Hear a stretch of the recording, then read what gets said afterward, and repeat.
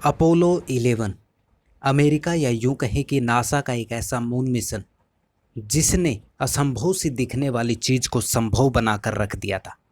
और आज से लगभग 55 साल पहले चांद पर इंसान के कदम रखवाकर इतिहास रचने वाला ये पहला मून मिशन बन गया था। आज हम अपोलो 11 की उस गाथा के बारे में बात करेंगे जो पृथ्वी से शुरू होकर चंद्रमा पर जाती है और चंद्रमा से वापस पृथ्वी पर आती है। और साथ ही उन सवालों की भी बात करेंगे जो इस अपोलो 11 को झूठा साबित करने के लिए हमेशा से ही उठते रहे हैं। अमेरिका अपने 25 अरब डॉलर खर्च करके या यूं कहें कि 2 लाख करोड़ रुपए खर्च करके ये अपोलो 11 मून मिशन तैयार करते हैं। और 16 जुलाई 1969 वो दिन था जब अपोलो 11 अपनी उड़ान भरने के लिए तैयार था। इसमें नील आर्मस्ट्रॉन्ग, बज एल्ड्रिन और माइकल कॉलिंस ये 3 व्यक्ति थे जो स्पेस में जाने वाले थे। और ये स्पेसक्राफ्ट कैनेडी स्पेस सेंटर से अपनी उड़ान भरने वाला था। और अब आती है वो घड़ी जब ये स्पेसक्राफ्ट अपनी उड़ान भरने के लिए तैयार होता है। अमेरिका के समय अनुसार 9:32 पर अपोलो 11 अपनी उड़ान भरता है। और नासा के मुताबिक बताया जाता है कि उस समय 65 करोड़ लोग इसको टीवी पर लाइव देख रहे थे। 16 जुलाई को ये अपनी उड़ान भरता है और 19 जुलाई को ये स्पेसक्राफ्ट चांद के ऑर्बिट पर सफलतापूर्वक लैंडिंग कर जाता है। अगले ही दिन नील आर्मस्ट्रॉन्ग और बज एल्ड्रिन अपने स्पेसक्राफ्ट से अलग हो जाते हैं और वो चांद की सतह पर जाने के लिए तैयार हो जाते हैं। और अब आती है वो घड़ी जब दुनिया भर के लोगों की दिलों की धड़कनें बढ़ने लग जाती है। 20 जुलाई को शाम 4:17 पर स्पेस सेंटर में वैज्ञानिकों को नील आर्मस्ट्रॉन्ग का एक मैसेज मिलता है। उस मैसेज में नील आर्मस्ट्रॉन्ग कहते हैं, हम लैंड कर चुके हैं। ये सब सुनकर पूरा अमेरिका झूम उठता है। चांद की सतह पर पहला कदम नील आर्मस्ट्रॉन्ग रखते हैं। उसके कुछ देर बाद एल्ड्रिन भी चांद की सतह पर उतर आते हैं। दोनों वहाँ करीब 2.5 घंटे तक इधर उधर घूमते रहते हैं। उसके बाद वो अमेरिका का झंडा भी गाड़ते हैं।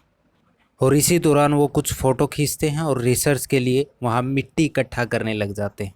ये सब हो जाने के बाद अब अपोलो 11 के लिए सबसे कठिन टास्क ये था कि धरती पर कैसे वापस जाना है। बता दें कि धरती पर जाने के लिए एक स्पेस कैप्सूल को बहुत ही स्टीक एंगल पर पृथ्वी के एटमॉस्फेयर में दाखिल करवाना होता है। इसकी स्पीड अगर 24,000 मील प्रति घंटे की रफ्तार से वायुमंडल से टकराती है तो एक भयंकर आग का गोला बन जाता है, जो कि एक बहुत ही कठिन चीज़ होती है। ऐसे में ये चैलेंज था कि अगर उनकी स्पीड ज़्यादा हुई तो एयरक्राफ्ट तेज़ी से आग का गोला बनकर वहीं पर जलकर भस्म हो जाएगा। और वहीं अगर इनकी स्पीड बहुत कम हुई तो स्पेसक्राफ्ट वहीं पर वायुमंडल में कहीं गुम हो जाएगा। ये दोनों ही चैलेंज अब अपोलो 11 के सामने थे। लेकिन नासा की ये टेंशन भी जब ख़त्म हो जाती है जब 3 मिनट के कम्युनिकेशन के ब्लैकआउट के बाद नील आर्मस्ट्रॉन्ग एक सफल एंट्री का सिग्नल देते हैं। और बताया जाता है कि अपोलो 11 ठीक 8 दिन 3 घंटे 18 मिनट और 35 सेकंड के बाद प्रशांत महासागर में लैंड कर इस मिशन को ख़त्म कर देते हैं। और अब बात कर लेते हैं उन थ्योरीज की जो इस मिशन को हमेशा से ही झूठा साबित करने के लिए गढ़ी जाती। हम सबको पता है कि रूस और अमेरिका की हमेशा से ही खींचतान रही है। रूस के ही एक रोस्कोमोज स्पेस सेंटर के पूर्व चीफ थे जिनका नाम था दिमित्री रोगोजिन। उन्होंने बताया है कि इस मिशन के कोई पुख्ता सबूत आज तक नहीं मिले हैं। इस वजह से ये कहा नहीं जा सकता कि अमेरिका ने कोई ऐसा कारनामा किया था। और ये कोई पहला व्यक्ति नहीं है जो इस पर सवाल खड़े कर रहा है। अलग अलग लोगों द्वारा अलग अलग तर्क देकर इस पर सवाल खड़े हमेशा से ही होते रहे हैं। तो आइए अब उन लॉजिक्स को देखते हैं जो इन लोगों द्वारा इस मिशन को झूठा साबित करने के लिए हमेशा दिए जाते हैं। सबसे पहला लॉजिक ये दिया जाता है कि आप इस तस्वीर को देखिए। जो लोग चांद पर झंडा गाड़ कर आए थे वो झंडा इस तस्वीर में लहराता हुआ दिखाई दे रहा है। और इन लोगों द्वारा ये लॉजिक दिया जाता है कि अगर वायुमंडल ही चांद पर नहीं है तो ये झंडा कैसे लहरा रहा है। और दूसरा लॉजिक नील आर्मस्ट्रॉन्ग के इन कदमों के बारे में दिया जाता है। कहा जाता है कि चंद्रमा की नमी की वजह से वहाँ पर कोई निशान नहीं पड़ सकते, तो ये नील आर्मस्ट्रॉन्ग के कदमों के निशान कैसे पड़ गए।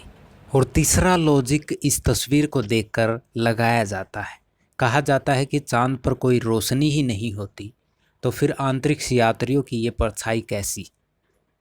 अगर माना जाए कि ये सूरज की रोशनी है तो परछाई पैरेलल क्यों नहीं है।